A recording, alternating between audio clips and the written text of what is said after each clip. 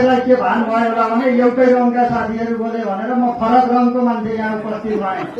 साथीहरूले गर्व गर्नु होला, म सत्ता पक्षकै हुँ, अहिले सत्ता पक्षकै बोल्दैछु।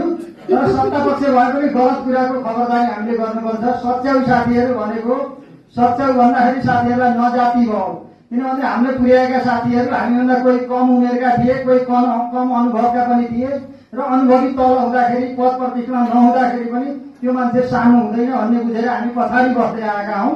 साथीहरूले धेरै महान कर्म गर्नुभएको छ, त्यसका लागि साथीहरूलाई धन्यवाद छ। यहाँनिर के देखियो भने नेपाल पत्रकार महासंघको केन्द्रीय अधिवेशनमा सहभागी पार्षद मध्येको म पनि एउटा पार्षद हुँ। सुर्खेत पनि गएँ, काठमाडौँ पनि गएर भात खाएर आएको मान्छे हुँ म।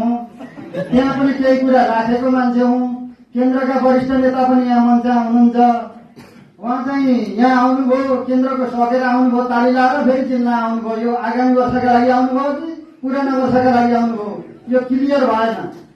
यदि यो क्लियर पुरानो वर्षको भने यो आज गरिएको खर्च यो पत्रकार महासंघ तिर्न बाध्य हुने छैन साथीहरू। यो खर्च किन गरिएको? यो खर्च तपाईँले जताभावी गर्न पाइन्छ? क्या नगरेको यो खर्च? यो सकिएको, यो टुङ्गिएको हो। तपाईँले यो कार्यकालमा 28वटा पुरस्कार वितरण गर्नुपर्छ। तकमा सेनानीका तकमा बाँड्नु भएको छ, तर ती तकमा बाँड्नुभयो, पुरस्कार बाँड्नुभयो, कोकोला बाँड्नुभयो, कोकोला दिनुभयो, हामीलाई त्यो सरकारको कुरो भएन। को पढेको पढेनन् त्यो पनि सरकारको कुरा भएन। को योग्य थिए को थिएनन् त्यो पनि सरकारका कुरा भएन। तर यो पछाडिपट्टि यो कार्यक्रम गर्नु यो गलत छ, यो अवैधानिक छ र यो खर्च नेपाल पत्रकार महासंघ कास्की यो साधारण सभा हो। साथीहरू बोल्नुहोस्, यो खर्च चाहिँ तिर्न महासंघका साथीहरू तयार हुँदैन। यो बेरुजी देखाउनु पर्छ यसलाई चाहिँ, यो जुन समितिले गरेको त्यसैले तिर्न पर्छ। किन खर्च गर्ने यस्ता? र अर्को कुरा आयो, यहाँ पत्रकार महासंघले कुनै पनि कार्यालयमा, हामी त अर्काका टिका टिप्पणी गर्ने होला हो नि त, कुनै कार्यालयले टेन्डर निकाल्छ। कुनै कार्यक्रम लाखौं लाखका कार्यक्रम गर्दा टेन्डर निकाल्छ, कोटेसन आह्वान गरिन्छ, अनि त्यहाँ कल्लाइ पर्यो, त्यहाँ घटी घटाउ र बढी बढाउ हुन्छ, ती बिडहरू प्रस्ताव पारित हुन्छन्, अनि बल्ल त्यो गर्ने हो। खै हाम्रा यहाँ तपाईँहरू यहाँ रङ लाग्नुभयो, पोत्नुभयो अरे अहिले खर्च छैन भनेर निकम्मा तरिकाले कोषाध्यक्ष यहाँ प्रस्तुत हुनुभयो। कहाँ छ तपाईँको चाहिँ रङ लगाएको? अनि तपाईँले चाहिँ अनि अहिले यहाँ पैसा खर्च देखियो भनेर चाहिँ यहाँ छैन भनेर ल्याएर लिनु पारेर यहाँ ठेकेर साथीहरू भनेर किन जाने? तपाईँलाई कोषाध्यक्ष बनाएको हो नि त हामीले। के काम गर्नुभयो? जिम्मेवारी के हो तपाईँको? कोषाध्यक्ष भएर बस्ने, अनि त्यहाँबाट रङ कहिले लाइयो कहिले लाइएन, अनि त्यहाँबाट त्यो रङको पैसा के हो कसो भन्ने कुरा तपाईँहरूको कार्यक्रम त्यहाँ छलफल गर्ने कि नगर्ने? अहिले आएर टेढे लिग्ने, अनि त्यहाँ अहिले आएर बाङ्गिने कुरा गरेर हुन्छ? यदि तपाईँहरूको प्रक्रियागत थिएन भने अथवा प्रक्रिया यो थियो भने त तपाईँहरूको कार्यक्रम त्यहाँ छलफल गर्न सक्नुहुन्छ नि त। यस्ता कुरा गर्नु होला। म यो यहाँहरूलाई भन्न चाहन्छु। अब यहाँ पत्रकारिताका कुरा गर्नुहुन्छ भने साँच्चै म 2 दशकभन्दा बढी यहाँ पत्रकारिता गरेँ। मसँग पत्रकारिता नगरेका मान्छेले पुरस्कार छनौट गर्नुहुन्छ क्या पटक पटक, जसले मलाई नै बुझ्नु भएको छैन। अनि त्यस्ता मान्छे सधैँ एकैचोटि छनौट समितिमा बस्नुहुन्छ अनि पुरस्कार दिनुहुन्छ। तपाईँहरूका तकमा तपाईँहरू कोही राजनीतिमा झोला फेर्दै हिँड्नुहुन्छ साथीहरू। चुनाव आउँदा सबै टिकट बाँड्ने, हामी सबै टिकट लिन जाने, दाई पार्टी दफाई पार्टी भन्दै जाने उहाँ नेताका घर गरे। त्योमा हामी यहाँ मञ्चमा बस्ने पनि छौँ।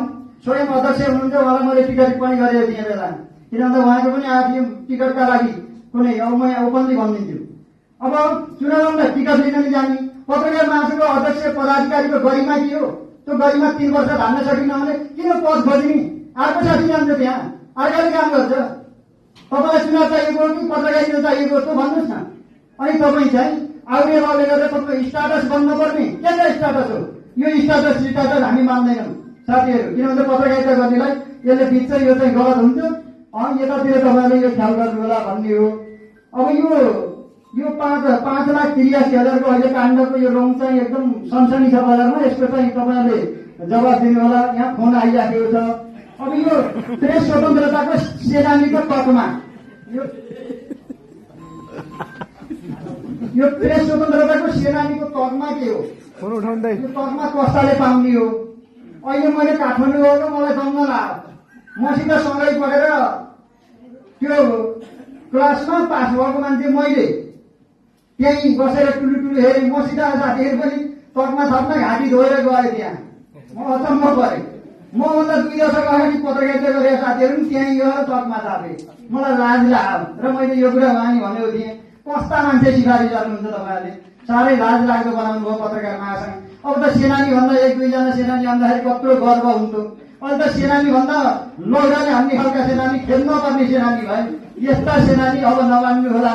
यो सेनानीको एउटा गरिमा राख्नु होला, किनभने मैले पाइदिनेसित सरकार छैन।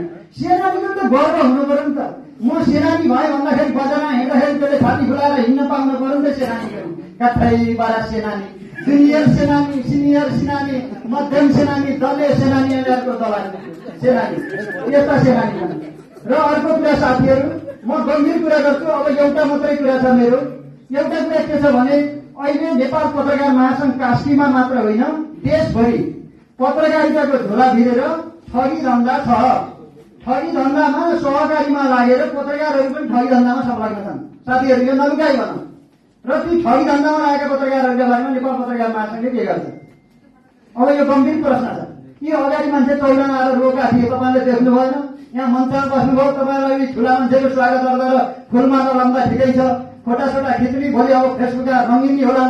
तर ती पीडा गर्ने यो पत्रकारले, तपाईँहरू बोल्नु न, तपाईँहरू नेताका चाकरी गर्नुहुन्छ, त्यो पीडा कसले बोल्ने? अहिले यहाँ समस्या छ। पत्रकारहरूले नै सहकारीमा लागेर ठगेका छन्।